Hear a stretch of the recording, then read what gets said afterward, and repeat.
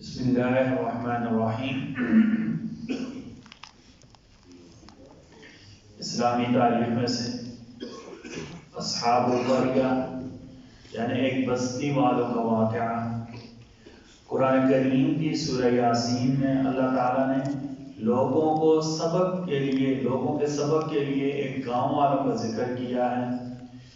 ان لوگوں کے درمیان سے شرک، کفر، شر اور فساد دور کرنے کے لیے، ان کی ہدایت اور رہنمائی کے لیے اللہ تعالیٰ نے 2 نبیوں کو بھیجا، مگر بستی والوں نے ان پیغمبروں کی بات کو نہیں مانا، ان کی دعوت کو ٹھکرا دیا۔ اللہ تعالیٰ نے ایک اور پیغمبر کو ان کے ساتھ کر دیا۔ تینوں پیغمبروں نے وہاں کے رہنے والوں کو یقین دلایا کہ ہم اللہ کے پیغمبر اور رسول ہیں، مگر انہوں نے ان کی بات کو نہیں مانا، مذاق اڑانے لگے، مار ڈالنے کی دھمکیاں دینے لگے۔ ایسی حالت میں بستی کے کنارے پر رہنے والے ایک نیک آدمی نے آ کر کہا، میری قوم کے لوگوں، اللہ کے پیغمبروں کی بات مانو جو حق یہ تمہیں دکھا رہے ہیں۔ میں تو اسی خالق اور مالک کی عبادت کرتا ہوں جس نے ہمیں پیدا کیا، ہم نے مرنے کے بعد اسے رب کی طرف لوٹ کر جانا ہے۔ لیکن قوم بجائے اس کے بات مانتی، قوم نے اس نیک آدمی کو، اس موحد کو، اس توحیدی کو شہید کر دیا۔ اللہ تعالیٰ نے اس نیک آدمی کی ایمانی جرات اور پیغمبروں کی تصدیق کی وجہ سے جنت عطا کی۔ وہ پاکیزہ مقام دے کر کہنے لگا، قال یا لیت قومی یعلمون، میری قوم اللہ کی عطا کردہ نعمتوں کو دیکھ لیتی۔ لوگوں نے پیغمبروں کی نافرمانی کی، ظلم و ستم میں حد سے بڑھ گئے۔ اللہ تعالیٰ نے عذاب نازل کیا، ایک ہولناک چیخ نے پوری قوم کو ہلاک کر دیا۔ سورہ یاسین کے جو پہلے 2 رکوع ہیں، بلکہ دوسرے رکوع وَاضْرِبْ لَهُم مَثَلًا أَصْحَابَ الْقَرْيَةِ، اس میں اللہ نے پورا واقعہ بیان کیا ہے۔ اس سارے واقعہ میں ہمارے لیے سبق کیا ہے؟ اللہ کی فرما برداری کرنا، اللہ کے حکموں کو ماننا اور اللہ کے نبی نے جو تعلیم دی ان کو ماننا۔ اس کے علاوہ جہاں کہیں بھی جائیں گے ہمیں کیا ہوگا؟ عذاب کا سامنا کرنا پڑے گا۔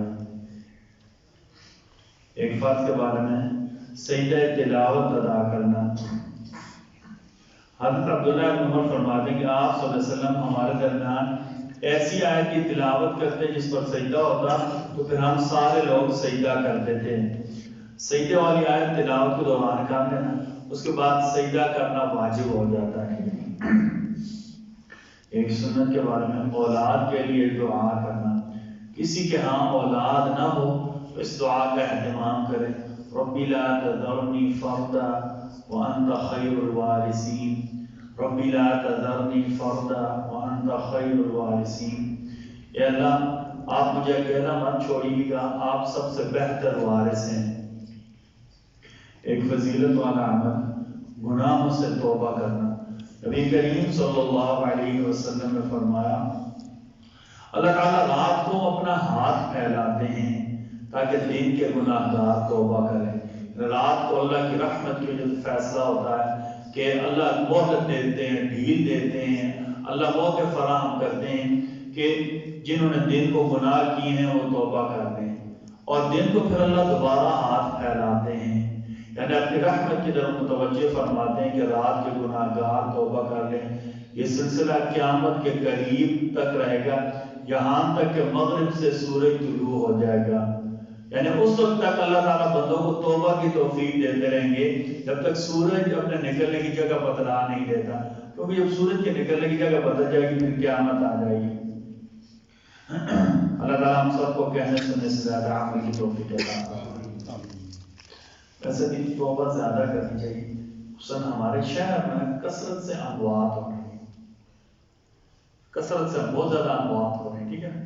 حدیث میں آتا ہے کہ قیامت کی نشانیوں میں سے ایک نشانی بھی موت الفجاء، اچانک بہت زیادہ موتوں کا ہو جانا، یہ بھی قیامت کی نشانی میں سے ایک نشانی۔ ویسے تو ہمارا علماء نے لکھا ہے قیامت کی سب سے بڑی نشانی پتہ ہے کیا ہے؟ نبی کریم صلی اللہ علیہ وسلم کا آنا، پھر آپ کا دنیا سے چلا جانا، کیونکہ آپ نے انا والساعۃ کہاتین، میں اور قیامت ایسے۔ نبی کریم صلی اللہ علیہ وسلم کا آنا، پھر آپ کا دنیا سے چلے جانا، یہ قیامت کی نشانیوں میں سے سب سے بڑی نشانی. آپ صلی اللہ علیہ وسلم کے بعد جتنا زمانہ گزرتا جائے گا نا اتنا ہم قیامت کے زیادہ قریب ہوتے جائیں گے. جتنا زمانہ گزرتا جائے گا اتنا ہم قیامت کے زیادہ قریب ہوتے جائیں گے. اور جو قیامت کے ہم قریب ہوتے جائیں گے روز نئے سے نئے فتنہ، نئے سے نئی چیزیں دین کے لحاظ سے دنیا کے لحاظ سے ہمارے سامنے آنا شروع ہو جائیں گی. تو یہ موقع ہے بس اللہ سے توبہ کرنا شروع کر دیں اپنے گناہوں پر، اپنی غلطی کوتاہیوں پر. بسم اللہ الرحمن الرحیم. بسم اللہ والصلاة والسلام علی رسول اللہ. بسم اللہ وعلی ملت رسول اللہ. اللهم مغفرتك اوسع من ذنوبنا ورحمتك ارجع عندنا من اعمالنا. اللهم مغفرتك اوسع من ذنوبنا ورحمتك ارجع عندنا من اعمالنا. اللهم مغفرتك اوسع من ذنوبنا ورحمتك ارجع عندنا من اعمالنا. لا اله الا انت سبحانك انا كنا من الظالمين. لا اله الا الله برحمتك نستغيث اصلح لنا شأننا كله ولا تكلنا الى انفسنا طرفة عين برحمتك يا ارحم